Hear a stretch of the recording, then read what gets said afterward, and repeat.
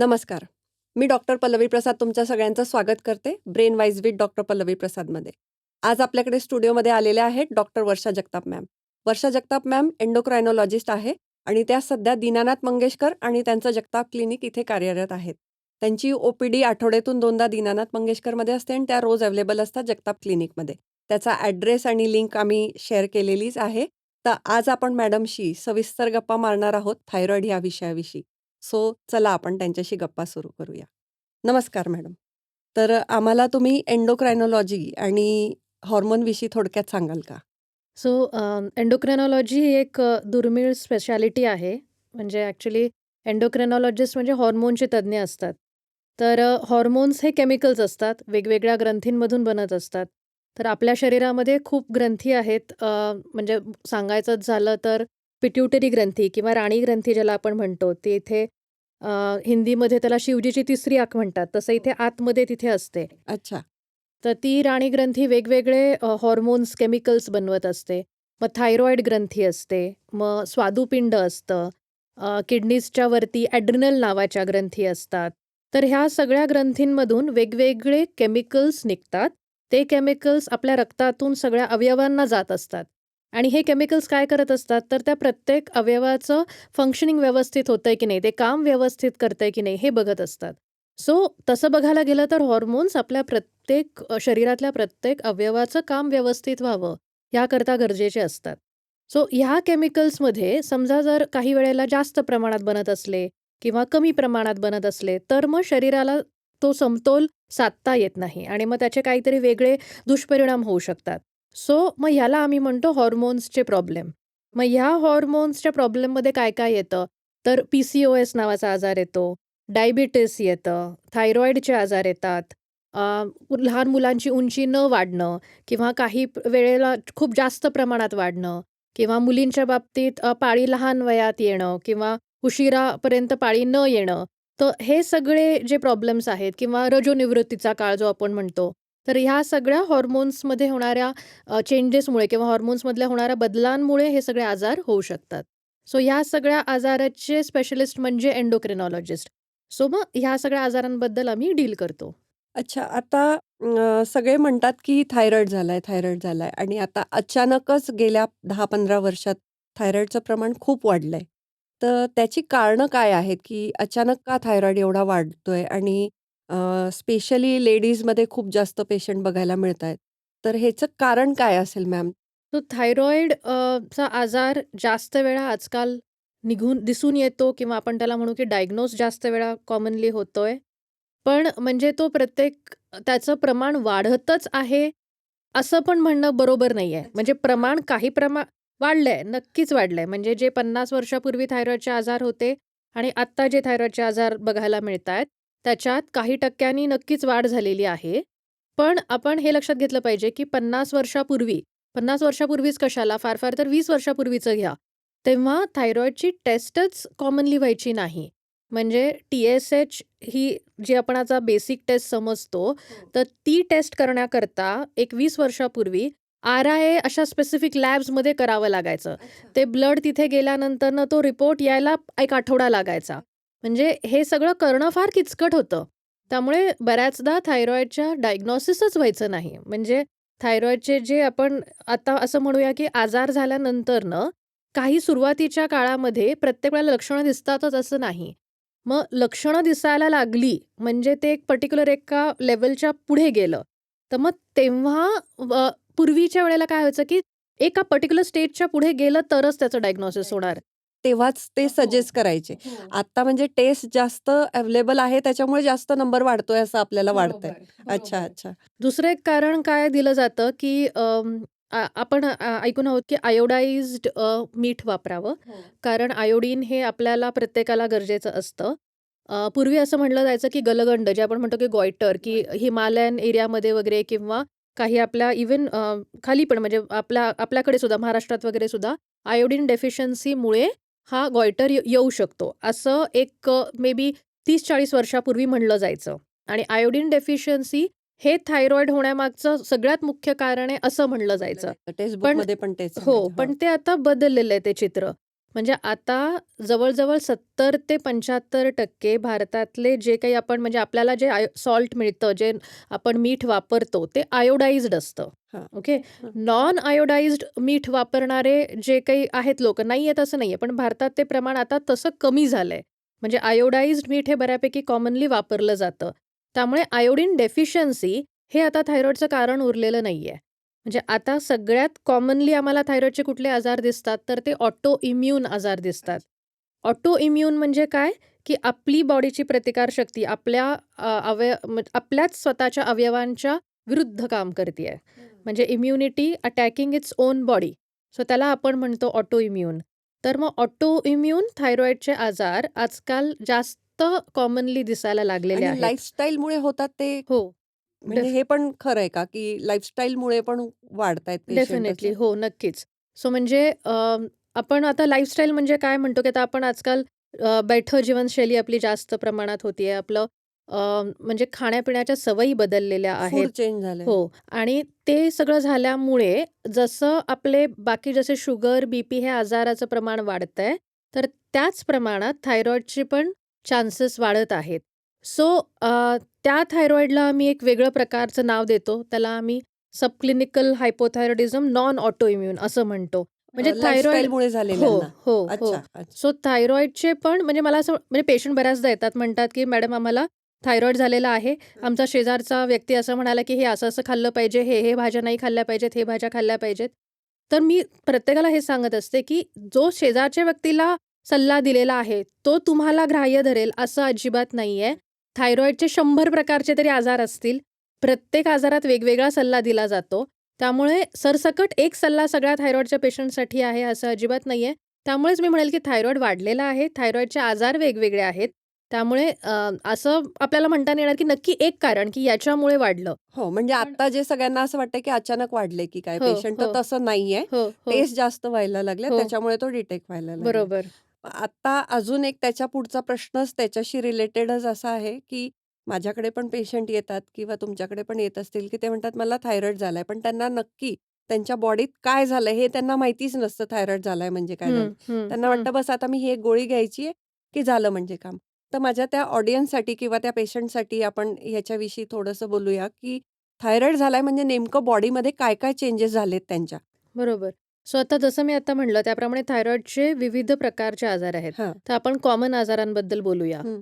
So thyroid ही ग्रंथी आहे. हो, ती ग्रंथी T3, T4 नावाचं केमिकल बनवणार आहे. हो. ते जे केमिकल आहे ते हॉर्मोन तुमच्या रक्तातून सगळ्या अवयवांना जाणार आहे. न अगदी केसांपासून नखापर्यंत. नकापर्यंत. आणि प्रत्येक अवयवाला त्या केमिकलची गरज आहे. हो. सो समजा असं समज करा, की ही ग्रंथी आता कमी काम करायला लागली. हं. म्हणजे त्याच्यातून ते केमिकल T3, T4 बनत नाहीये. हं. मग ते बाकीच्या अवयवांना पोचत नाहीये. हं. मग जर ते पोचलं नाही, तर त्या अवयवांचं काम कमी होणार. हं. म्हणजे फॉर एक्झाम्पल, की केसांची आपली वाढ कमी होणार. हां. स्किन जी आहे, त्वचा जी आहे ती रुष्क होणार, ती हां. ड्राय होणार. हं. हृदयाचं पंपिंगची कपॅसिटी कमी होणार, हार्ट रेट कमी होऊ शकतो.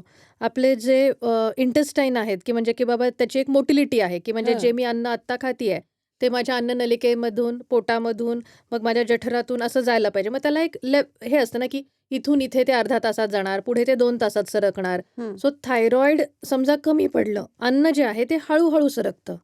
आणि मग ते अन्न हळू सरकल्यामुळे मग शौचाला साफ न होणं, ज्याला आपण कॉन्स्टिपेशन म्हणतो, मग असे हं. प्रॉब्लेम्स हं. होतात. सो थायरॉईडची ग्रंथी जर कमी काम करत असेल, कमी केमिकल बनवत असेल, तर त्याला आपण हायपोथायरॉइडिझम म्हणतो. हं. सो मग हायपोथायरॉइडिझममध्ये केमिकल कमी पडल्यामुळे हे प्रॉब्लेम होतात. बरोबर. आणि त्याच्या अगदी उलट, म्हणजे की आता ग्रंथी जास्त काम करायला लागलेली आहे. ग्रंथी जास्त काम करते त्याच्यामुळे T3, T4 एक्सेस काम करते. जास्त प्रमाणात बनतायत. मग ह्याच्या उलट आपल्याला दिसणार.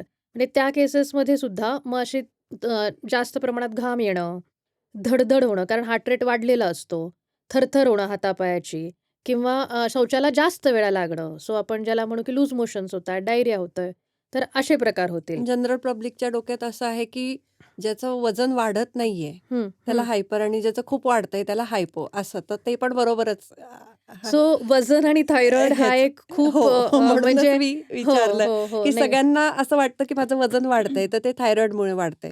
एखाद्याला वाटतं माझं वजन वाढत नाहीये, तर ते थायरॉईडमुळे वाढत नाहीये. तर त्याच्याशी रिलेटेड सांगाल का थोडंसं? नक्कीच. सो थायरॉईड आणि वजन ह्याचं जे काही नातं आहे, त्याच्या बाबतीत खूप मिसकन्सेप्शन्स आहेत असं मी म्हणेल. हं. थायरॉईडची ग्रंथी कमी काम करत असेल, हायपोथायरॉइडिझम एखाद्या व्यक्तीला असेल, तर त्या व्यक्तीचं वजन वाढू शकतं, पण किती? फार फार तर 4-5 किलो. हां. म्हणजे थायरॉईडचा आजार आहे म्हणून माझं वजन 10-12 किलो वाढलं, 20 किलो वाढलं, असं कधीच होत होत नाही. नाही. तर सो हा आपण रिपीट करू, की असं थायरॉइडमुळेच फक्त वजन वाढतंय हे हो, हे चुकीचं आहे. चुकीचं आहे. असं समज हां. चुकीचा आहे. हं. सो जर वजन जास्त झपाट्याने वाढत असेल, तर दुसऱ्या कारणांचा विचार करा. हं. दुसरे काही तुम्हाला हॉर्मोन्सचे दुसरे प्रॉब्लेम्स पण असू शकतात. तर तसं काही नाही ना, याचा विचार करा. बरोबर. थायरॉईडमुळे वाढतंय असं नाही आहे. हं. तर थायरॉईडमुळे ते वजन 3-4 किलो का वाढतं? तर काय होतं, की बऱ्याचदा हायपोथायरॉइडिझममध्ये सूज असते. हं. म्हणजे ज्याला आपण म्हणू, की वॉटर रिटेन्शन हं. जास्त प्रमाणात होतं आणि मग त्याच्यामुळे ते 3-4 किलो वाढतात. आणि ते रिव्हर्सिबल असतात. म्हणजे जेव्हा आपण थायरॉईडची गोळी घेतो, ती सूज ओसरते, तर ते 3-4 किलो जे थायरॉईडचे एक्स्ट्रा असतात, ते परत कमी म्हणजे होऊन जातात. थायरॉइडच्या आजारामुळे जे वजन वाढलेलं असतं, ते हो. गोळी सोडू झाल्यानंतर तेवढंच वजन फक्त कमी करेक्ट. होतंय. बरोबर. बाकीचं जे तुमचं एक्सेस वजन आहे, त्याची कारणं वेगळी असू शकतात. बरोबर, बरोबर. हां. आणि हायपरथायरॉइडिझममध्ये म्हणजे आता की ज्याच्यात ग्रंथी जास्त प्रमाणात काम करतीये, त्याच्यात वजन 8-10 किलोपर्यंत कमी होऊ शकतं. हं. सो त्या केसमध्ये काही वेळेला म्हणजे आजाराचं लवकर निदान न झाल्यामुळे अगदी 20-1 किलो वगैरे सुद्धा वजन कमी झालेले व्यक्ती आम्ही बघतो. अच्छा. पण हे लक्षात घेतलं पाहिजे, की हायपरथायरॉइडिझमच्या आजारात आधी वजन जास्त असतं आणि हं. ते कमी होतं. हं. असं नाहीये, की माझं वजन कधीच वाढलं नाही. हां. म्हणजे जर माझी शरीरयष्टी पहिल्यापासून बारीक असेल आणि ती वाढत नाहीये, मला वाढवायची आहे पण ते वजन वाढत नाहीये, तर त्याचं तर कारण थायरॉइड त्याचं कारण हायपरथायरॉइडिझम नाहीये. बरोबर. म्हणजे आधी सपोज एखाद्या व्यक्तीचं वजन काही 60 किलो आहे आणि ते आजारपणात 50 किलोपर्यंत आलं, तर ते आपण म्हणू शकतो, की हां, त्याच्यात थायरॉईड हे एक कारण असू शकतं. खूप 2 मोठे मिथ होते जे तुम्ही हो, क्लिअर केले. हो, मग हो. हे आता वेटशी रिलेटेड सोडून अजून काय सिम्प्टम्स असतात, की हायपो आणि हायपरचे? हो, सो बऱ्याच वेळेला केस गळणं, म्हणजे हां. केस गळण्याचं हे कारण थायरॉईड असू शकतं. आणि केस गळती ही कसं की खूप कॉमनली दिसते, त्यामुळे बऱ्याचदा काही वेळेला लक्ष पण जात नाही त्याच्याकडे. असं वाटतं की पाणी बदलल्यामुळे झालंय, काहीतरी खाण्यापिण्यात कमी पडलंय म्हणून झालंय. जुनी मिथ आहे, की हो. फक्त कॅल्शियम कमी झालं हो, असेल. हो, हो. हो. त्यामुळे केस गळती असेल आणि दुसरं असं वजनात 2-3 किलोचा फरक वगैरे पडला असेल. मग बायकांच्या बाबतीत पाळी. मग हं. पाळीमध्ये थोडेसे देखील बदल म्हणजे पाळी ही थायरॉईडला खूप सेन्सिटिव्ह असते. म्हणजे थायरॉईडमध्ये बदल जर झाले, तर पाळीमध्ये चेंजेस होतात. म्हणजे काय होतं, की जर हायपोथायरॉइडिझम असेल, म्हणजे थायरॉईडची ग्रंथी कमी काम करतेय, तर पाळी लांबू शकते. म्हणजे डिले होऊ शकते. डिले होऊ शकते आणि किंवा लवकर पण येऊ शकते. म्हणजे अगदी 15-15 दिवसात पाळी आली हं. किंवा काही वेळेला 30-35 दिवसांवरती गेली, म्हणजे लेट गेली किंवा जास्त गेलं अंगावरून, हो, की जे हो. युजुअली 4-5 दिवसात संपायला पाहिजे ते 10 दिवस झाले, पण फ्लो चालूच आहे किंवा गाठी-गाठी पडायला लागल्या. सो ह्या गोष्टी हायपोथायरॉइडिझममध्ये होतात. हायपरथायरॉइडिझममध्ये उलटं होतं, की म्हणजे अंगावरून खूप कमी गेलं. म्हणजे 1-2 दिवसातच पाळी संपली आणि काही म्हणजे खूप कमी गेलं अंगावरून हो. किंवा पाळी वेळेवरती न येणं. सो हे हायपरथायरॉइडिझममध्ये पण दिसू शकतं. सो केसांमधले बदल, पाळींमधले बदल, वजनातले बदल, पचनातले बदल म्हणजे की जे जसं मी म्हटलं की कॉन्स्टिपेशन होणं किंवा जास्त प्रमाणात लूज मोशन्स होणं. सो ह्या गोष्टी आणि दुसरं एक बऱ्याचदा मोस्ट कॉमनली म्हणजे थायरॉईड हा रूटीन चेकअपमध्ये कळतो. कळतो. म्हणजे सिम्प्टम्स नाही आहेत हां. किंवा त्रास काही होत नाहीये. पण आपण जनरल चेकअप हो. करायला गेला आणि आणि मग आला. त्याच्यात हां. कळलं की थायरॉईड आहे. आणि मग तेव्हा असं पेशंट्सला वाटतं की अरे हे तर मला काहीच होत नाहीये. मग तुम्ही असं मग हे रिपोर्ट चुकीचा आहे. हं, काहीतरी त्या हं, हं. रिपोर्टमध्ये काहीतरी गडबड आहे. हो, त्रास हो. काही होत नाहीये तर असं कसं होईल? तर प्रत्येकाचे बॉडीची थ्रेशोल्ड वेगवेगळी असते. म्हणजे आम्ही असं बऱ्याचदा बघितलंय की सुरुवातीला पेशंटला नाही जाणवत ते बदल. मे बी कारण आपण आपल्या सेम आयुष्यात डायबिटीजचं पण आहे, की हो, हो, हो, काही-काहींना हो. काही सिम्प्टम कळतच हो, नाहीत. हो. हो, हो. म्हणजे आपण आणि असं केसांच्याकडे म्हणा किंवा त्वचेकडे एवढं प्रत्येक वेळेला लक्ष देऊ असं पण नाही. प्रत्येकजण आपल्या आयुष्यात एवढं धावपळीत आहे, बिझी आहे आणि मग त्यांना थायरॉईडची गोळी सुरू केल्यानंतर ते बदल जाणवतात. हो, हो. हो, आता असं गोळी होत सुरू होतं. हो. केल्यानंतर आता मला चांगलं वाटतंय. म्हणजे हे गोष्टी होत होत्या आणि जे सवय आहे आपल्याला, की हो ठीक आहे पाणी बदललं हो, म्हणून केस हो, गळत हो, असतील हो, किंवा नाही, नाही मी आज आता 8 दिवस एक्झर्शन झालंय म्हणून असे हो, रिपोर्ट आले हो, असतील का हो, किंवा काय असं लोकांना हो, हो, जनरल पब्लिकला वाटतं. हो. हं, सो म्हणजे आम्ही असं म्हणतो, की ज्यांच्या घरी फॅमिली हिस्ट्री आहे, म्हणजे हं. एखाद्याच्या घरात जर समजा आता आई-वडिलांना आहे किंवा मावशीला आहे, आत्याला आहे, तर त्यांनी स्वतःचे थायरॉईडचे रिपोर्ट वर्षातनं एकदा करत राहावा. कारण थायरॉईड काही प्रत्येक वेळेला सिम्प्टम्स देऊन येतोच असं नाही. म्हणजे हे रुटीन चेकअपमध्ये बऱ्याचदा कळतं. सगळेच हॉर्मोनशी हो, रिलेटेड हो, जरी आपण केल्या हो, वर्षातून एकदा तर हो, काहीच हरकत हो, नाहीये. हो, हो. मग आता जसं आपण हे जनरल थायरॉइडबद्दल बोलतोय, तसं आजकाल अजून एक जे जास्त आढळून येतंय ते की न्यूबॉर्नला हं, की हं, जन्मतः त्यांना हं, थायरॉइड असतो. हं. तर त्याच्याशी रिलेटेड काही सांगाल का मॅम, की हो. तो का असतो? किंवा मग त्यांच्यासाठी काय करायला पाहिजे पुढे जाऊन? हो. हा एक खूप महत्त्वाचा मुद्दा आहे, खूप आजकाल ज्याच्याबद्दल खूपच सगळ्या लोकांना माहिती असलं पाहिजे. हो. याला आपण कंजेनायटल हायपोथायरॉइडिझम असं म्हणतो. हं. म्हणजे काय, की जन्मल्याच काही बाळांना थायरॉईडची ग्रंथीच नसते अरे बापरे! किंवा ती हां. ग्रंथी असते पण ती काम करत नाही. हं. ओके. तर मग हा जो आजार आहे, हा किती लहान मुलांमध्ये दिसतो, तर 2,500 मधल्या एका बाळाला होईल. ओके. म्हणजे 2,500 बाळं जन्मली तर त्यातल्या एका बाळाला एकाला होईल. होईल. हां. मग तरी पण आपण असं म्हणतो, की प्रत्येक बाळाची जन्मल्या थायरॉईडची टेस्ट झाली पाहिजे. हं. मग आपण असं का म्हणतो, की जर हा एवढा कॉमनली दिसणारा आजार नाहीये, तर आपण असं का म्हणतोय? का तर जर हा आजार ट्रीट नाही झाला, किंवा तर लवकर लक्षात नाही आलं. लवकर लक्षात नाही आलं, तर त्या बाळाच्या मेंदूवरती जो थायरॉईडची ग्रंथी काम करत नसल्यामुळे जो प्रॉब्लेम होईल किंवा त्याचा जो इफेक्ट त्या मेंदूच्या डेव्हलपमेंटवरती होईल, तो इर्रिव्हर्सिबल असतो.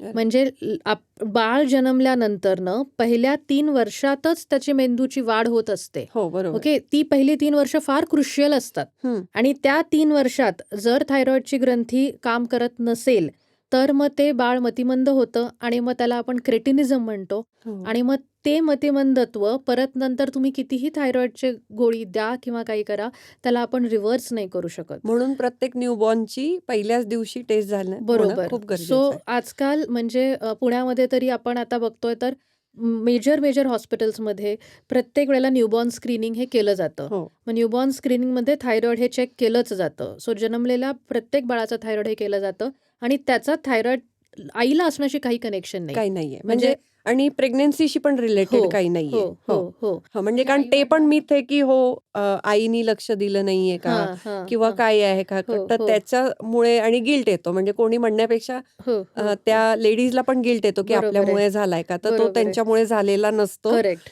हां, तर करेक्ट. तो पहिल्या दिवशी चेक होणं गरजेचं आहे आणि हो, डायग्नोज होणं हो, गरजेचं आहे. हो, तर हो. त्याच्या ट्रीटमेंटचं कसं मॅनेजमेंट कशी करतात? सो थायरॉईडची गोळी दिली जाते. ती लहान मुलांमध्ये ॲक्चुअली हे सोल्युशन्स नाही मिळत. त्यामुळे आपल्याला गोळीचंच क्रश करून मग करून. ती आपल्याला आईच्या दुधाबरोबर थोडीशी आपण ती गोळी म्हणजे डेली देत राहतो. हं. सो आणि मग ती गोळी त्या मुलांना आयुष्यभर घ्यायची असते. हो. पण मग एक लक्षात घेतलं पाहिजे, की जर थायरॉईडचा डायग्नोसिस हे आपण असं हे न्यूबॉर्न स्क्रीनिंगमधून झालेलं आहे, तर ही मुलं विथ दॅट गोळी पूर्ण आयुष्य अतिशय नॉर्मलरित्या आणि अतिशय चांगल्यारीत्या जगतात. म्हणजे त्यांना पुढे जाऊन कुठल्याही गोष्टीमध्ये कशाचाही अडथळा येत नाही. म्हणजे लग्न झाल्यावर नाही, मूलबाळ होताना नाही, कुठल्याही गोष्टीमध्ये काही अडथळा येत नाही. शिक्षणात नाही, कुठल्याच प्रॉब्लेममध्ये येत नाही. कशातच नाही. फक्त त्यांना ती गोळी जी आहे, ती आयुष्यभर घ्यावी लागते. हे आता गोळी जी तुम्ही सांगितलं, की आयुष्यभर घ्यावी लागते. तर बरेच पेशंट असे असतात, लेडीज पण, जेंट्स पण, की त्यांना असं वाटतं, की हॉर्मोनशी रिलेटेड जे आजार आहे, त्यांची गोळी बंद करता येईल का? म्हणजे तुमच्याकडून कन्सल्टंटकडून आमच्याकडे जीपींकडे पेशंट आले, की त्यांचा पहिला मुद्दा असतो, की आता माझे नॉर्मल आलेले आहेत, हं, हे जे नंबर्स आहेत, हं. तर ही गोळी बंद होईल का? तर त्याचं उत्तर आम्ही खूप सांगण्याचा प्रयत्न करतो, की नाही. पण त्याचं सायंटिफिक जर तुम्ही सांगू शकल्या, की का गोळी बंद करायची नाही आणि बरोबर, का लाईफ लाँग घ्यायची? कारण बरोबर. प्रत्येकाला काय वाटतं, आता तर नॉर्मल आलंय, माझं हो, शुगर पण हो, नॉर्मल आहे, थायरॉईड पण नॉर्मल आहे, मग हो. मी गोळी कायम का घेऊ? आणि जनरली लेडीजच्या बाबतीत असं आहे, की त्या विसरतात, कंटाळा करतात किंवा त्या म्हणतात, आता नॉर्मल होतं, मी नाही घेतलं. तर त्यांनी का गरजेचं आहे घेणं? त्याबद्दल थोडासा खुलासा हो. कराल? सो मी हे सांगतेच. पण मला असं वाटतं, की पहिल्यांदा आपण हे समजून घेऊया, की अ, आयुष्यभर गोळी घेणं हे प्रत्येक थायरॉईडच्या पेशंटला गरजेचं नाहीये. अच्छा. म्हणजे जसं मी म्हटलं तसं थायरॉइडचे विविध आजार आहेत. हं, तर आता हायपोथायरॉइडिझम म्हणजे थायरॉइडची ग्रंथी कमी काम करणं, हं. ह्याच्यामध्ये सुद्धा वेगवेगळे टाइप्स आहेत. हो. सो एखाद्याची थायरॉइडची ग्रंथी जर खूप निकामी झाली असेल, म्हणजे आता आम्हाला कसं कळतं की खूप निकामी झाली आहे किंवा नाही, तर ते TSHच्या लेव्हलवरून कळतं. हं. रक्तातल्या लेव्हलवरून आपण एक साधारण अंदाज बांधू शकतो, की नॉर्मल माणसाची ग्रंथी जर 100% काम करत असेल, तर ह्या माणसाची ग्रंथी किती टक्क्यावर काम करत असेल? बरोबर. म्हणजे 1% 2% का 10%? मग त्यावरून एक साधारण एक आम्हाला अंदाज येतो, की ह्याचं ग्रंथी किती काम कमी करत आहे.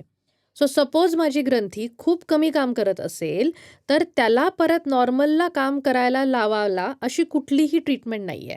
सो हां. मग म्हणजे जर सपोज नॉर्मल माणसाची ग्रंथी 100% वर आहे आणि माझी ग्रंथी फक्त 1% काम करतीये आणि आता मला 99% बाहेरून गोळीच्या माध्यमातून मिळतंय हं. आणि त्यामुळे माझं थायरॉइडची लेव्हल नॉर्मल आहे. आणि उद्या मला असं वाटलं, की आता मी ती गोळी घेणार नाही, कारण हं. माझी लेव्हल नॉर्मल आहे. हं. तर मग 99% मला मिळणार नाही. मग ते मिळणार हं. नाही, तर माझा पुढे जाऊन रिपोर्ट अबनॉर्मल येणारच आहे परत. आणि मग त्याच्याशी रिलेटेड कॉन्सिक्वेन्सेस हो, होत राहतात. हो. हं. आणि हं, हं, हं. 99% आपल्याला कमी पडत आहे आणि मग ते आपण 99% न घेता समजा आपण फक्त 75%च घेतलं. म्हणजे मला असं वाटलं, की लेव्हल माझी छान आहे, त्यामुळे चला मी डोस कमी करते. कमी केला. हां. आणि मग डोस कमी केला, तर म्हणजे मला कमीच मिळतंय बाहेरून. जेवढं मिळायला पाहिजे तेवढं नाही मिळत आहे. मग ऑब्व्हियसली माझा नेक्स्ट रिपोर्ट जो मी करेल, तर त्याच्यात पण परत TSH वाढलेलं असणार. सो त्यामुळे गोळीचा डोस कमी करणं किंवा गोळी बंद करणं, हे काही हायपोथायरॉइडिझमच्या पेशंट्समध्ये करता येत नाही. नाही. अच्छा. त्याविरुद्ध आता समजा एखाद्याची ग्रंथी फक्त 90% काम करते, म्हणजे 10%च फक्त कमी काम करतीये हं, आणि त्या केसेसमध्ये TSHची लेव्हल हायेस्ट अशी 10च्या आतमध्येच असते.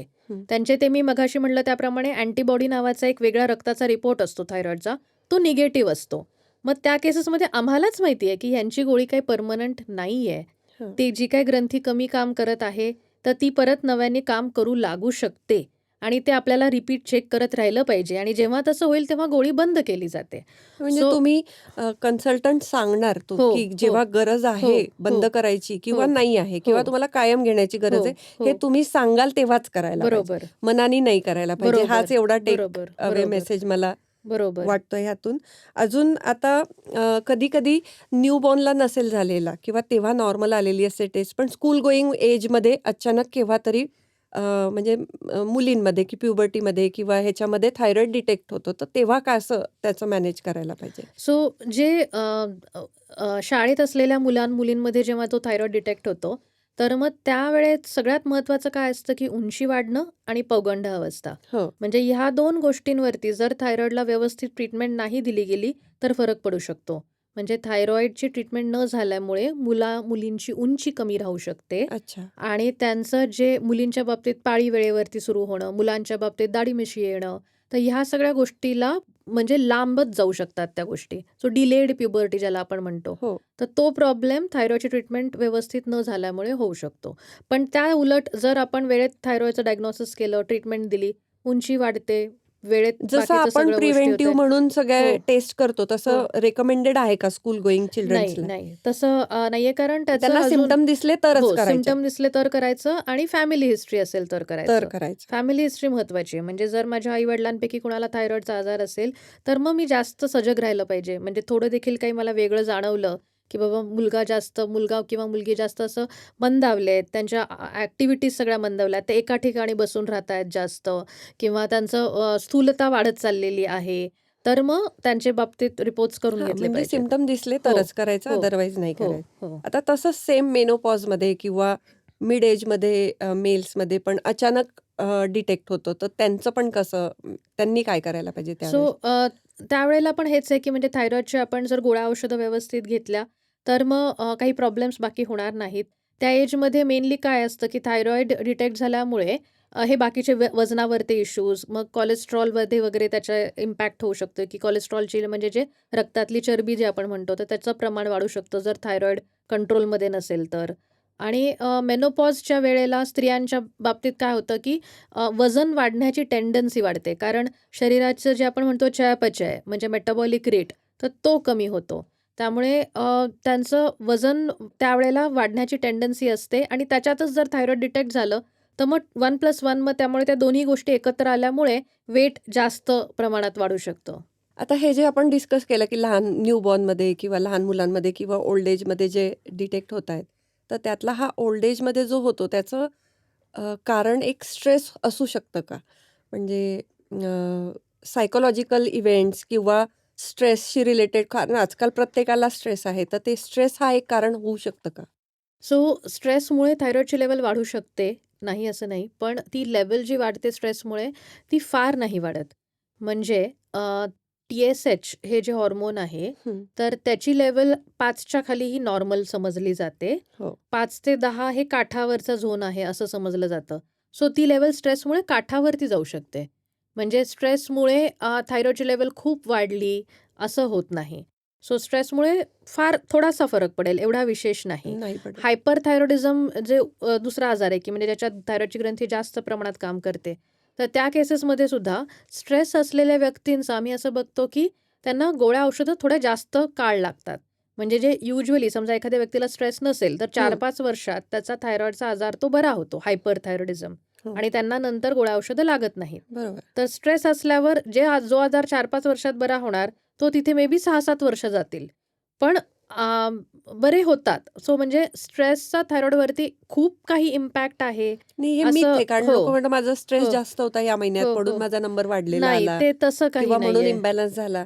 तर ते मिथ हो, क्लिअर हो, करण्याचा मी प्रयत्न हो, करते, की हो. हे एखाद वेळेस असं असू शकतं का मग, की मेटाबॉलिझम जास्त त्यांचा गडबडला म्हणून लेव्हल जास्त येऊ शकतात का? नाही बऱ्याचदा असं होतं, की स्ट्रेसमुळे काही वेळेला समजा ओव्हर ईटिंग झालं, हं, झोप व्यवस्थित नाही आहे, हं, तर त्या कारणांनी वजन वाढलंय हं. किंवा वजन खूप कमी झालं. उलटं पण झालं, की भूकच एकदम मंदावली आणि स्ट्रेसमुळे वजन खूप कमी झालं. हं. तर वजनाचा थायरॉईडच्या गोळीच्या डोसशी घनिष्ठ नातं आहे. अच्छा. म्हणजे एखाद्या माणसाचं वजन वाढलं, तर त्या माणसाची गोळीची रिक्वायरमेंट वाढते. त्या हां. माणसाचं वजन कमी झालं, तर त्याची गोळीची रिक्वायरमेंट कमी होते. कारण ती पर केजी डोस तो ठरवला हो, जातो. हो, हो. सो मग त्यामुळे असं इनडिरेक्ट रिलेशन आपण म्हणू शकतो, की गोळीचा डोस आणि वजनाचं आणि हे स्ट्रेस त्याच्याशी असं. रिलेटेड आहे. हो. हो, कारण ज्यांना आहे आणि जे रेग्युलर मॉनिटर करतात, तर त्यांना असं वाटतं मी स्ट्रेसमध्ये होते म्हणून झालं की काय असं. हं, हं, हं. तर आता आपण पुढच्या प्रश्नाकडे वळूया, की प्रेग्नन्सीत जो डिटेक्ट होतो थायरॉईड किंवा ज्यांना थायरॉईड आहे त्यांची प्रेग्नन्सी, त्यांच्याविषयी काही सांगाल का? प्रेग्नन्सी आणि थायरॉईड हे एकमेकांशी भरपूर लिंक्ड आहेत आणि त्याचे थायरॉईड चा आजार असताना प्रेग्नंट राहणं हं. आणि त्याचे बाळाच्या वरती पण इम्पॅक्ट असतो. त्यामुळे प्रत्येक स्त्रीला ज्यांना थायरॉईड आहे, त्यांनी प्रेग्नन्सी प्लॅन करण्याच्या आधी आपल्या डॉक्टरांशी चर्चा केली पाहिजे, की माझी थायरॉईडची लेव्हल आता चांगली आहे ना? मी आता प्रेग्नन्सी ठेवू शकते ना? हां, हा खूप तर हां. महत्त्वाचा पॉइंट आहे, की आधी भेटा. हो, प्रेग्नन्सी प्लॅन हो, करण्याआधी भेटा. कारण आजकाल तर प्लॅन करतातच. हो, हो. पण तरी पण तुम्ही जर भेटले, ज्यांना आहे थायरॉईड माहिती आहे, त्यांनी नक्कीच भेटून पहिले बरोबर. चर्चा करावी. हां, बरोबर. आणि थायरॉईड ची गोळी ही प्रेग्नन्सीमध्ये सेफ गोळी आहे. म्हणजे ती हां. बंद करू नका. हं. म्हणजे बऱ्याच वेळेला स्त्रियांना असं वाटतं, की प्रेग्नंट राहिल्यावर बाकीच्या काही गोळ्या नाही घ्यायच्या, मग ते थायरॉईडची गोळी पण बंद करतात. हो. तर तसं करू नका. थायरॉईडची गोळी कंटिन्यू करा. डॉक्टरांना भेटा, सांगा, की मी प्रेग्नंट आहे. मग आता ज्या बायकांना ऑलरेडी थायरॉईड असतं, तर त्यांना प्रेग्नन्सीमध्ये बऱ्याचदा गोळी वाढवून घ्यावी लागते. का वाढवून द्यावी लागते? कारण बाळाला स्वतःचं थायरॉईडची ग्रंथी काम करत नाही. सुरुवातीचे 3 महिने बाळ स्वतःचं थायरॉईड ग्रंथी हॉर्मोन बनवू शकत नाही. हं. आणि बाळाची जी मेंदूची वाढ आहे, ती थायरॉईडच्या ग्रंथीवरती अवलंबून आहे. बरोबर. म्हणजे थायरॉईडचं केमिकल हे बाळाच्या मेंदूच्या वाढीसाठी गरजेचं आहे. आणि जर आईलाच ते कमी पडत असेल किंवा आई ते बाळाला कमी दिलं, आईच्याकडून त्या बाळाला कमी दिलं गेलं, तर मग बाळाची मेंदूची वाढ व्यवस्थित होणार नाही. म्हणून थायरॉईड कंट्रोलमध्ये असणं आणि स्पेसिफिकली ते पहिल्या 3 महिन्यात हे खूप गरजेचं आहे. त्यामुळे प्रेग्नन्सी राहण्याच्या आधी जर तुम्ही व्यवस्थित कंट्रोल करून आणि मग ते पहिले 3 महिने तुम्ही जर दर महिन्याला बरोबर जसं सांगतो तसं रिपोर्ट चेक करून ते रिपोर्ट कंट्रोलमध्ये आहेत याची जर आपण काळजी घेतली, तर ती आपली प्रेग्नन्सी अतिशय छान होईल. आणि प्रेग्नन्सीचे डायरेक्टली त्याचा असर जो आहे तो मेंदूवर होतो. हो, त्याच्यामुळे तर हो. नक्की केलाच पाहिजे. हो, हो. त्यामुळे असं जर आपण व्यवस्थित काळजी ठेवून प्रेग्नन्सी ठेवली स्त्रियांनी थायरॉईड असलेल्या, तर त्यांना काहीही प्रॉब्लेम होत नाहीत. त्यांची बाळं पण खूप छान व्यवस्थित, काही इश्यूज दुसरे पण नंतर काही येत नाहीत. आता काही स्त्रियांना आधी माहीतच नसतं की थायरॉईड आहे. हो. म्हणजे प्रेग्नंट त्या राहतात, मग गायनेकोलॉजिस्टच्याकडे ते पहिला मग ह्याच्यामध्ये काही चेकअप्स करतात, रुटीन चेकअपमध्ये थायरॉईड चेक करतात आणि त्या ह्याच्यात कळतं की थायरॉईड आता उद्भवलेला आहे. हो. मग अशा वेळेला घाबरून नाही गेलं पाहिजे. म्हणजे थायरॉईड जरी आता निघालेला आहे, तरी पण त्याची ट्रीटमेंट करता येते, गोळ्या औषधं घेऊन ते त्याला कंट्रोलमध्ये आणता येतं. आता थायरॉईडनी जे बाळाच्या वरती म्हणजे थायरॉईड एखाद्याचं खूप वाढलं किंवा खूप कमी झालं, जे बाळावरती जे दुष्परिणाम होऊ शकतात, तर त्याची लेव्हल एवढी विशेष घाबरण्यासारखी नसते. म्हणजे जरी एखाद्या प्रेग्नंट स्त्रीचं थायरॉईडची लेव्हल खूप जास्त झालेली असेल, तरी आपण तिला व्यवस्थित ट्रीटमेंट देऊन लवकर कंट्रोलमध्ये आणू शकतो आणि ती प्रेग्नन्सी असं काहीतरी अबॉर्टच केली पाहिजे, टर्मिनेटच केली पाहिजे बिकॉज थायरॉईड निघालेलं आहे, तर असं करण्याची गरज नसते. ती प्रेग्नन्सी तुम्ही सेफली कंटिन्यू करू शकता विथ मेडिकेशन्स आणि विथ प्रॉपर मॉनिटरिंग. ह्याच्यात 2 मुद्दे खूप महत्त्वाचे आहेत, की जर तुम्हाला माहिती आहे, की तुम्हाला थायरॉईड आहे, तर तुम्ही आधी डॉक्टरला भेटा आणि जर तुम्हाला नव्याने डिटेक्ट झालाय, तर फक्त मेडिसिन घ्या आणि हो, डॉक्टरचा हो, सल्ला घ्या हो, हो, व्यवस्थित. तर हो, तेवढंच एक लक्ष देणं त्यांनी गरजेचं हो, आहे. हो, हो, हो. तर ह्याच्या पुढचा प्रश्न असा आहे, की आता हे सगळे प्रकार झाले, हं. की न्यूबॉर्न झालं, सगळ्यांचं झालं, तर ह्यांच्या ट्रीटमेंट पार्ट काय आहे? ओके. सो आता जसं मी सांगितलं त्याप्रमाणे थायरॉईडचे विविध टाइप्स आहेत. सो समजा आपण हायपोथायरॉईड पकडूया, हं, की जो सगळ्यात कॉमनली बघितला जातो. तर हायपोथायरॉईड म्हणजे थायरॉईडची ग्रंथी कमी काम कमी करणं. मग काम करते. त्याबद्दल आपण तुम्हाला एक गोळी देतोय. ती गोळी बऱ्याचदा सकाळी उपाशीपोटी घेण्याची गोळी असते आणि मग ती गोळी घेऊन मग आम्ही पेशंट्सला 3-3 महिन्यांनी TSH करून बोलवतो. मग 3-3 महिन्यांनी तो जो ब्लड रिपोर्ट असतो, तो काही आयुष्यभर करायचा नसतो. म्हणजे सुरुवातीचे वर्ष, दीड वर्ष ती लेव्हल 3-3 महिन्यांनी चेक करत राहावी लागते. हं. मग समजा एखाद्याचं वजन कॉन्स्टंट राहिलं, तर मग पुढे जाऊन गोळी पण कॉन्स्टंट राहते. म्हणजे गोळीसारखी काही अपडाऊन अशी बदलत सारखं नाही. त्याचं कमी जास्त जास्त करायची करायची गरज गरज पडत नाही. नसते. हां. मग नंतर 6 महिन्यातनं एकदा, वर्षातनं एकदा असं फक्त थायरॉईडची लेव्हल चेक केली तरी चालते. थायरॉईडची जी गोळी असते हायपोथायरॉइडिझमची, ती बऱ्याचदा रिकाम्या उपाशीपोटी आम्ही घ्यायला सांगतो. आणि गोळी घेतल्यानंतर पुढे पाऊण तास चहा, कॉफी, नाश्ता काहीही करायचा नसतो. नाहीतर मग ती गोळी अब्झॉर्ब होत नाही व्यवस्थित. सो जर तुम्ही आज एखाद्या दिवशी गोळी घ्यायचा विसरला, तर तुम्ही नंतर दुपारी किंवा रात्री वगैरे अशी घेऊ नाही शकत. मग ती दुसऱ्या दिवशी तुम्ही 2 गोळ्या एकत्र घेऊ शकता. म्हणजे त्या गोळीची जी हाल्फ लाईफ आहे ती 7 डेजची असते. तर समजा मी 3 दिवस बाहेरगावी गेली आहे, मी माझी डबी विसरून गेले, घरी विसरून गेले. चौथ्या दिवशी मी घरी आले परत. तर मी चौथ्या दिवशी 4 गोळ्या एकत्र सकाळी उपाशीपोटी खाऊ शकते. एका वेळी असं आपण 7 दिवसाचा डोस कॅचअप करू शकतो. पण ती नंतर दुपारी किंवा संध्याकाळी अशी घेऊन चालत नाही. हायपरथायरॉइडिझमचे आजार ज्याच्यात ग्रंथी जास्त काम करतीये, त्या ज्या गोळ्या असतात त्या खाल्ल्यानंतरच्या गोळ्या असतात आणि मग त्या गोळ्या साधारणपणे म्हणजे 4-5 वर्ष घ्याव्या लागतात. मग त्या 4-5 वर्षाच्या कालावधीमध्ये त्यांना 3-3 महिन्यांनी भेटत राहावं लागतं. काही थायरॉईडचे आजार असे असतात, की ज्याच्यात थायरॉईडचे गाठी होतात हां. किंवा थायरॉईडचे काही जणांना कॅन्सर्स पण असू शकतात. मग त्याची ट्रीटमेंट गोळ्या औषधांवरती होत नाही. मग त्याला आपल्याला ऑपरेशनला पाठवावं लागतं किंवा काही जणांमध्ये आम्ही आयोडीनचा डोस देतो. म्हणजे आयोडीनचा डोस म्हणजे आपण ज्याला मेडिकल भाषेत रेडिओएक्टिव्ह आयोडीन अब्लेशन म्हणतो. म्हणजे काय तर ते आयोडीनचं एक कॅप्सूल असते. त्याची काही पर्टिक्युलर मात्रा असते आणि ती आपण घेतल्यानंतर ती थायरॉईडला जाऊन नष्ट करते. म्हणजे समजा तिथे काही गाठ असेल तर ही तिला सगळ्यांना गरज पडत नाही. ही ज्यांना सगळ्यांना गरज गाठी पडत झाल्यात त्यांच्याच. गाठी झालेल्या आहेत किंवा ग्रंथी जास्त प्रमाणात काम करत आहेत आणि ज्यांना गोळ्या औषधांवरती होणार नाहीये, नाहीये त्यांच्यासाठी. त्यांच्यासाठी फक्त आपण ते आयोडीनचं डोसचं हे करतो. हो. ह्या ट्रीटमेंटनंतर आता की सायकॉलॉजिकल पण बरेच इफेक्ट होतात. ज्यांना थायरॉईड झालाय त्यांना कधी-कधी महिला तर एक्सप्रेस होतात, की हो मला खूप चिडचिड होते. तर ती थायरॉईडमुळे आहे का? किंवा मी खूप इमोशनल होते, तर ते थायरॉईडमुळे आहे का?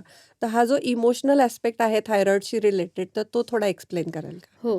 सो आता अं, त्या बाबतीत मी असं म्हणेल, की थायरॉईड किंवा हॉर्मोन्स ह्यांना खूप दूषणं दिलेली गेलेली आहेत हो, आणि विनाकारण. हो, म्हणजे बऱ्याचदा आता म्हणजे असं होतं, की मी माझ्या मैत्रिणींच्या बरोबर वगैरे असते. हं. त्या नॉन मेडिको आहेत. हो, माझ्या हो, हो. म्हणजे बिल्डिंगच्या काही मैत्रिणी असतील किंवा काही असतील आणि मग त्यांच्यापैकी कोणीतरी म्हणतं, की मला थायरॉईड आहे म्हणून माझं जास्त मूड प्रॉब्लेम्स होत आहेत हो, हो. किंवा म्हणून माझी जास्त चिडचिड होत आहे. तर आता आपण हे बघायला पाहिजे, की थायरॉईड आहे म्हणजे काय? म्हणजे थायरॉईडची तुम्हाला ग्रंथी कमी काम करतीये, त्याबद्दल तुम्ही एक सप्लिमेंट बाहेरून घेताय हं. आणि ते सप्लिमेंटची लेव्हल जर तुम्हाला व्यवस्थित पुरतीये, आणि तुमचा रक्ताचा थायरॉइडचा लेवल नॉर्मल आहे, तर मग तुम्ही नॉर्मल माणसासारखे नॉर्मल आहात. अच्छा. मग थायरॉइडला तुम्ही तुमचे बाकीचे प्रॉब्लेमसाठी गृहीत धरू शकत नाही. म्हणजे तुम्ही चिडल्या आहे, तर ते तुम्ही चिडले आहे, हो. थायरॉइडमुळे हो. नाही चिडले. हो. सो म्हणजे ती म्हणजे जर ते एक एक्सक्यूज झालंय, की मी जे केलंय ते हो. थायरॉइडमुळे झालंय, तर हो. ते ब्लेम गेम नाही करायचा हो. ह्याच्यापुढे. हो.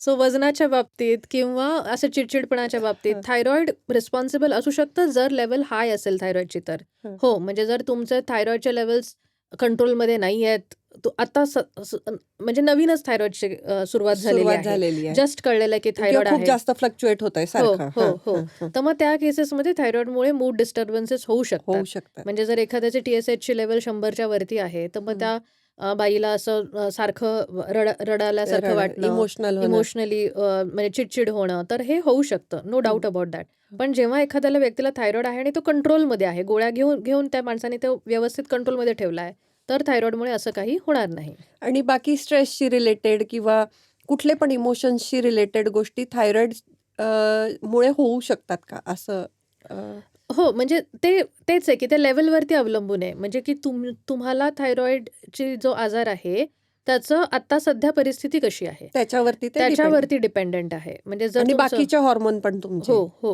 हो, हां, हो, हां. तर हो, ते बघणं गरजेचं आहे, की हो, हो, डायबिटीज, PCOS हो. ह्यांच्याशी पण ते सगळं नॉर्मल लेव्हलला आहेत हो, की नाही ते. म्हणजे चिडचिडेपणा आणि म्हणजे थोड्या-थोड्या कारणांवरनं रडू येणं, हं. हे बऱ्याच वेळेला मेनोपॉझल डिप्रेशनचे किंवा पेरिमेनोपॉझलचे लक्षणं असतात. हो. आणि त्यावेळेला स्त्रियांना ते कळत नसतं कारण त्यांची अजून पाळी चालू असते. हं. म्हणजे वय वर्ष असतं 44, 45 बरोबर. आणि मग पाळी तर अजून गेलेली नाहीये, हं. पण चिडचिडपणा होतोय आणि छोट्या-छोट्या गोष्टींवरनं रडू येतंय. मग त्यावेळेला ते लक्षात घेतलं पाहिजे, की हे कदाचित दुसऱ्या हॉर्मोन्सशी रिलेटेड असू शकेल आणि not just because of thyroid. So म्हणजे दुसऱ्या हॉर्मोन्सचा विचार करावा लागू शकतो depending upon that case scenario काय आहे. आता ज्यांना झालेला आहे थायरॉइड आणि त्यांना माहिती आहे, की आता मला कायम हा आजार आहेच, तर त्यांनी त्याच्याशी रिलेटेड कसं जगावं? म्हणजे how to live with thyroid असं आपण इंग्लिशमध्ये म्हणतो. हो, तसं हो, कसं जगायचं? आता मला थायरॉइड आहे, पण मला छान जगायचंय. हो, तर हो. त्याच्याबद्दल काही थोडंफार सांगू शकाल हो, का? तर म्हणजे मी म्हणेल हा खूप छान प्रश्न आहे. हं. प्रत्येक पेशंटनी हा विच आपल्या डॉक्टरांशी बोलून हे चर्चा करावी. तर थायरॉइड झालेला आहे, तर पहिली गोष्ट मी म्हणेल त्याचा बाऊ करू नये. एक्सेप्ट करा. हां, ते एक्सेप्ट करावं, की एक सिंपल आजार आहे, ग्रंथी आहे, ती आपल्या केसमध्ये कमी काम करते किंवा जास्त काम करते आणि त्या बदल्यात आपण ही गोळी घेतोय. बरोबर. गोळ्यांचे ॲलोपॅथिक गोळ्यांच्या साइड इफेक्टबद्दल इतकं जास्त बोललं जातं. पण त्या गोळ्यांचा साइड इफेक्ट आणि गोळ्यांचे होणारे पॉझिटिव्ह इफेक्ट ह्याचं जर आपण मोजमाप केलं, तर ते साइड इफेक्ट अतिशय मिनिस्क्युल असतात. म्हणजे त्याचं एवढं विशेष काही काळजी करण्यासारखं नाही आहे. थायरॉइडच्या बाबतीत तर 0 असं म्हटलं तरी चालेल. कारण हे म्हणजे आपल्या शरीरात न बनणारा घटक आहे. फक्त तो आपण बाहेरून घेतोय. हो, माझ्या शरीरात ते बनत नाहीये म्हणून मी बाहेरून घेतेय. सो गोळ्यांच्या साइड इफेक्टची काळजी करू नका. डॉक्टर जसं सांगतील त्या डोसमध्ये गोळ्या औषधं घेत राहावा. वेळच्या वेळी जसं सांगू सुरुवातीला तसं 3-3 महिन्यांनी, नंतर वर्षातनं एकदा थायरॉइडची टेस्ट करत जावा. आणि दुसरे काही प्रॉब्लेम्स झाले, तर त्याचं खापर थायरॉइडवरती न फोडता ते त्या वेळेला तो प्रॉब्लेम त्या पर्टिक्युलर डॉक्टरना दाखवा. आणि म्हणजे माझी थायरॉइड नॉर्मल आहे, पण माझे केस गळतायत. तर मग मी असा विचार नाही केला पाहिजे, की बिकॉज मला थायरॉइड आहे म्हणून माझे केस गळतायत. माझी लेव्हल जर थायरॉइडची नॉर्मल आहे, तर थायरॉइडनी माझे केस नाही गळले मग पाहिजेत. त्याचं रिझन वेगळं असेल. करेक्ट. मग तेव्हा आपण त्वचारोग तज्ञांना भेटून किंवा काय त्यांना विचारू शकतो, की माझे केस का गळत आहेत किंवा काय. तर थायरॉइड असल्यावर म्हणजे no need to get disappointed. आपण नॉर्मल माणसासारखं सगळं नॉर्मल आयुष्य जगणार आहे विथ टॅबलेट्स आणि थायरॉइडमुळे आपल्याला दुसरे आजार होणार आहेत, असं अजिबात नाहीये. त्यामुळे दुसऱ्या कुठल्या आजारांची भीती बाळगण्याची गरज नाही. ते जसं आहे, की आता समजा शुगर डिटेक्ट झाली, तर साखर बंद करा म्हटलं, की खूप त्रास होतो सगळ्यांना. पण ती गोळी कधी बंद होईल हा प्रश्न नक्की सगळे विचारतात. हं. कारण त्यांना साखर लवकरात लवकर सुरू करायची असते आणि गोळी लवकरात लवकर बंद करायची हो, असेल. हो, तर हो, मी म्हणेन, की उलटा विचार करायला पाहिजे, की गोळी रोज घेतल्याने जर तुमचा आजार बरा होतोय, तर ती हो, रोज घ्या हो, आणि साखर बंदनी तुम्हाला फायदा होणार हो. असेल, तर ती बंद राहू द्या. बरोबर. तर आता थायरॉइडच्या नेक्स्ट स्टेजेस काय आहे? समजा नाही कंट्रोल राहिला किंवा आता खूप वर्षांपासून थायरॉइड आहे. तर थायरॉइडमुळे पुढचे हॉर्मोनल डिसीजेस होतात का? हो, म्हणजे थायरॉइड समजा तुम्ही व्यवस्थित गोळ्या औषधं नाही घेतलेल्या आहेत, तर आम्ही अगदी थायरॉईडचे पेशंट्स कोमामध्ये गेलेले सुद्धा बघितलेले अरे आहेत बापरे! ICUमध्ये. हं. त्याला मिक्झिडिमा कोमा असं म्हणलं जातं. कारण ते ब्रेनवरती वगैरे स्वेलिंग येतं. हृदयाच्या भोवती पाणी वगैरे साचू शकतं. त्याला आपण पेरिकार्डियल इफ्युजन म्हणतो आणि ज्याच्यामुळे मग अगदी ब्लड प्रेशर लो वगैरे असे पण म्हणजे so that is an extreme की ते खूप अनट्रीटेड असतात. खूप वर्ष स्वतःकडे काळजी नाही घेतलेली असते. TSHची लेव्हल खूप जास्त हाय असते वगैरे आणि मग त्यामुळे हे प्रॉब्लेम्स होऊ शकतात. पण साधारणतः जर तुम्ही थायरॉईडचं व्यवस्थित गोळ्या औषधं घेतल्या तर अशी काही रिस्क राहत नाही. थायरॉईडच्या आजारामुळे बीपीचा आजार झाला, शुगरचा आजार झाला किंवा PCODचा आजार झाला, तर असं डिरेक्ट कनेक्शन नाही आहे. अच्छा. हां. पण बऱ्याचदा आपण असं बघतो, की ज्या स्त्रिया थोड्या स्थूल आहेत, हं. तर त्या स्त्रियांचंच TSHची लेव्हल थोडी काठावरती असते आणि त्या स्त्रियांना PCOS असतं. तर मग ते असं स्थूलतेमुळे ॲक्चुअली ते TSH वाढलेलं आहे. स्थूलतेमुळे PCOS झालेलं आहे. पण कनेक्शन कुणाचं जोडलं जातं तर TSH आणि PCOSचं. हां. सो ते चुकीचं आहे. म्हणजे जर मी स्वतःचं डाएट, एक्सरसाइज करून वेट कमी केलं, जर माझी वजन कमी झालं, तर ती माझी जी थायरॉईडची लेव्हल बाउंडरीवरती गेलेली आहे, ती पण कमी होईल आणि माझा PCOSचा आजार पण कमी होईल. सो थायरॉईड वाढल्यामुळे PCOS झालं असं हे म्हणणं खूप मोठं मिथ चुकीचं होतं, आहे. की जे हां, आज तुम्ही खूप हां. क्लिअर केलं. हो, म्हणजे याचा डायरेक्ट उलटं हो, तुमच्या वजनावरती असर हो, आहे, हो, की तुमचं हो, वजन कमी झालं तर दोन्ही हो, नॉर्मलाइज होऊ शकतात हो, आणि वजन वाढलं हो, तर दोन्हींचे रेशो गडबड होऊ हो, शकतात. हो, हो. कारण जनरली असं वाटतं, की माझा TCH वाढला म्हणून मला PCOS झाला का किंवा काय. तर हे खूपच छान हो. सो तुम्ही आणि PCOS म्हणजे PCOSचा आजारसुद्धा हा हॉर्मोनच्या अंडरच येतो. त्यामुळे PCOSचे पेशंट पण आमच्याकडे बरेच येतात.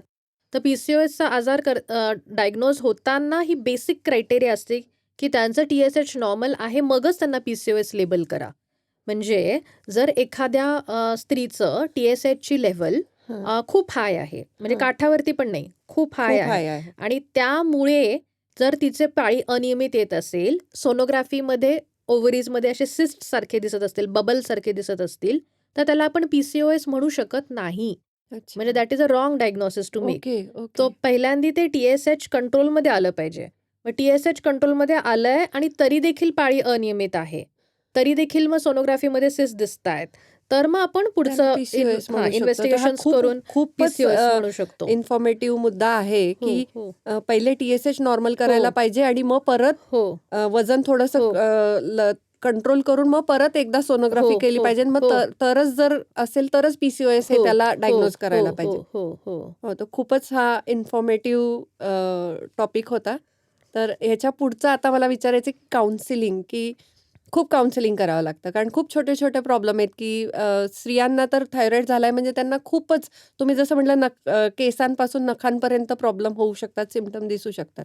तर काउन्सिलिंग कसं करायला पाहिजे आणि काउन्सिलिंगचा रोल काय आहे ह्याच्यामध्ये? सो म्हणजे थायरॉईडचा पेशंट जेव्हा तुमच्याकडे पहिल्यांदा प्रथम येतोय, तर तुम्ही तर त्याला पुढची सगळी म्हणजे सांगितलं पाहिजे, की पुढे कसं-कसं असणार आहे आयुष्यात. म्हणजे तुम्हाला थायरॉईडची गोळी किती काळ घेतली गेली पाहिजे. मग तुम्हाला खाण्याच्या बाबतीत एक खूपच म्हणजे मिसकन्सेप्शन्स आहेत, की हायपोथायरॉईड असलेल्या पेशंटनी कोबी खाऊ नये, फ्लॉवर खाऊ हो, नये, हे बरंच ऐकायला सोयाबीन खाऊ नये. तर ह्या सगळ्या चुकीच्या गोष्टी आहेत. म्हणजे हायपोथायरॉईडच्या पेशंट हे सगळ्या भाज्या खाऊ शकतो.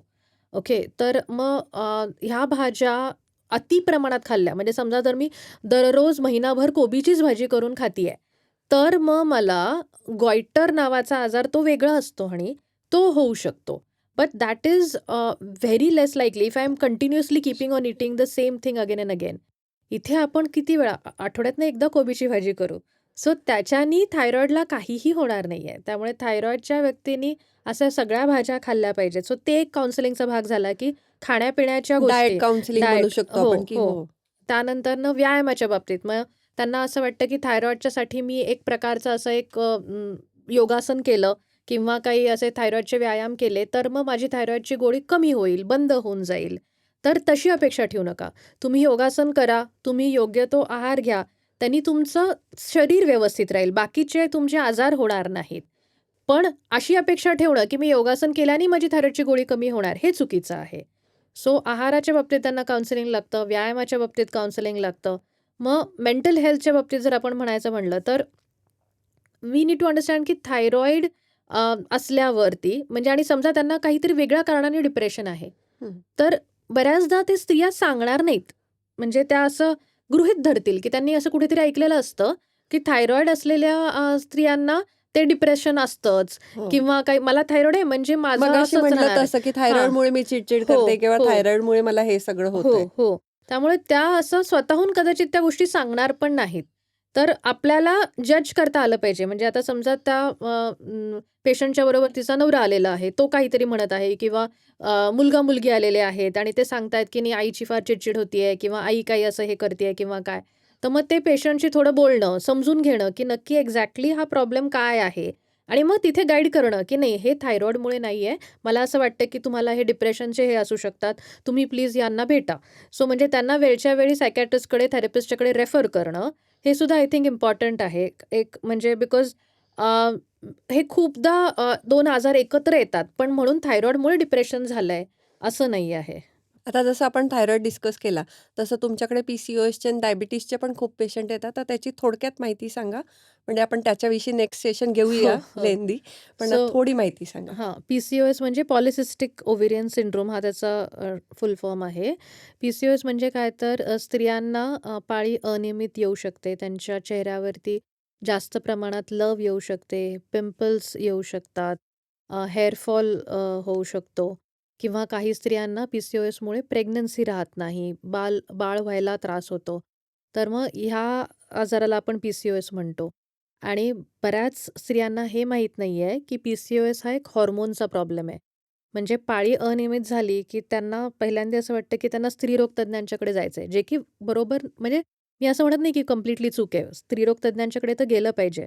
पण PCOS हा हॉर्मोन्सचा आजार आहे आणि जर तुमचा PCOSचा प्रॉब्लेम जास्त प्रमाणात आहे की जो स्त्रीरोग तज्ञांच्याकडून सॉल्व्ह होत नाहीये, तर तुम्ही नक्कीच एंडोक्रिनॉलॉजिस्टला म्हणजे हॉर्मोन तज्ञांना भेटा.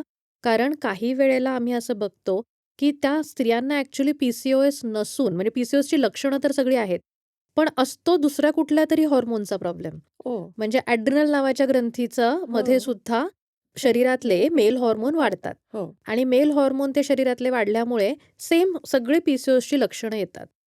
ओके. पण तरी त्याला PCOS म्हटलं पण त्याला जातं. PCOS म्हटलं जातं आणि PCOSची ट्रीटमेंट दिली जाते. अच्छा. मग त्या पेशंट बरा होणारच नाही.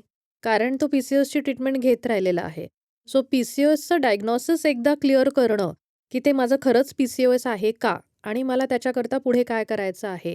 सो याच्यासाठी मला असं वाटतं, की एंडोक्रिनॉलॉजिस्टला भेटलं पाहिजे. हो. डायबिटीसचं बोलाल तर डायबिटीस हा आता इतका कॉमन आहे. म्हणजे 8 ते 10% आपल्या अ, भारतात पॉप्युलेशनला डायबिटीस, प्री डायबिटीस आहे आणि तो वाढतच चाललेला आहे. आणि डायबिटीस लहान वयात दिसतोय. म्हणजे आता काल परवाच मी 12 वर्षाचा मुलगा बघितला, टाइप 2 डायबिटीस. अरे बापरे! म्हणजे की फक्त की वजन वाढल्यामुळे आई-वडिलांना डायबिटीस आहे. म्हणजे की जे डायबिटीस आपल्याला वयाच्या 30शी नंतरनं बघत होते, ते आता आपण अगदी 20शीत पण बघतोय, 20शीच्या आत पण बघतोय. सो हा आपण म्हणजे ह्याच्यात एकट्या माणसाचे एफर्ट्स नाहीच पुरणार आहेत. म्हणजे society as a whole has to take the action against this rising prevalence of type 2 diabetes. म्हणजे आपण आपल्या मुलांपासून सुरुवात केली पाहिजे, लहान मुलांपासून. आपण काय सवयी लावतोय आपल्या लहान मुलांना खाण्याच्या बाबतीत? आपण स्वतः बेकरी प्रॉडक्ट्सवरती किती रिलाय करतोय? साखर. आणि साखरेवरती किती रिलाय करतोय? म्हणजे आपण गोड पदार्थ त्यांना खायची लहानपणापासूनच जर सवय लावलेली आहे, तर मग त्या मुलाला जर वयाच्या 25व्या वर्षी डायबिटीस झालेला आहे किंवा त्याचं स्थूलतेकडे म्हणजे आपण जर तुम्हीच व्यायाम नाही करणार आहात, तर तुमची मुलं कुठून व्यायाम करणार बरोबर आहेत? आहे. म्हणजे मला असं वाटतं, की जेव्हा तो टाइप 2 डायबिटीस पेशंट माझ्याकडे आलेला असतो ना, तेव्हा खूप लेट झालेलं असतं. अरे म्हणजे बापरे! I am coming at a stage where the disease is diagnosed. म्हणजे we should be working at a stage where the disease doesn't happen. हो. आणि त्याकरता हेल्दी लाईफस्टाईल हे जगणं म्हणजे आपण ॲज पेरेंट्स सुरू करून ते आपल्या मुलांपर्यंत जर पोहोचवलं, तर मे बी आपली पुढची पिढी एवढं जे हाय प्रिव्हलन्स डायबिटीसचं जे आपल्याकडे चालू आहे भारतात, तेवढं होणार नाही. सो आय थिंक ते म्हणजे lifestyle change behaviour is only what is going to work, की जे टाइप 2 डायबिटीसमध्ये. आता एंडोक्रिनॉलॉजीबद्दल बोलायचं झालं तर टाइप 2 डायबिटीसच्या ज्या पेशंटला कॉम्प्लिकेशन्स आहेत, म्हणजे जास्त प्रमाणात इन्सुलिन लागत आहे किंवा त्यांना बाकीचे त्यांच्या अवयवांवरती, किडनीवरती, हार्टवरती काही परिणाम झालेला आहे, तर अशा कॉम्प्लिकेटेड टाइप 2 डायबिटीसला एंडोक्रिनॉलॉजिस्टची गरज असते. कारण मग त्यांच्यामध्ये न्यूअर कुठले गोळ्या औषधं कुठले वापरायचे, न्यूअर इंजेक्शन्स कुठले वापरायचे, मग ह्या दृष्टीने त्यांना आम्ही व्यवस्थित गाईड करू शकतो. खूपच महत्त्वाचा टॉपिक आहे, ज्याच्यासाठी आपण खूप वेगळाच पॉडकास्ट नी लवकरच करणार आहोत. मॅडमला आपण रिक्वेस्ट करू की वेळ द्यावा त्यांनी आपल्याला परत. आता मला तुमच्या बोलण्यातनं जे मी एक घेतलेला टेक अवे होम मेसेज जो आहे, की वजनावरती सगळे हॉर्मोनल डिसीजेस डिपेंड आहेत. तर वजन कमी जास्त होणे, खूप कमी असणे किंवा खूप जास्त असणे आणि त्याला समतोल ठेवणे हे खूप महत्त्वाचा पॉइंट हो, आहे. हो. आणि आपण अशाच चर्चा करत राहू आणि खूप इन्फॉर्मेटिव्ह होतं तुमचं सेशन आणि खूप छान वाटलं तुमच्याशी बोलून आणि अजून आपण परत भेटूच. तर तुमचे खूप खूप धन्यवाद. Thank you. धन्यवाद.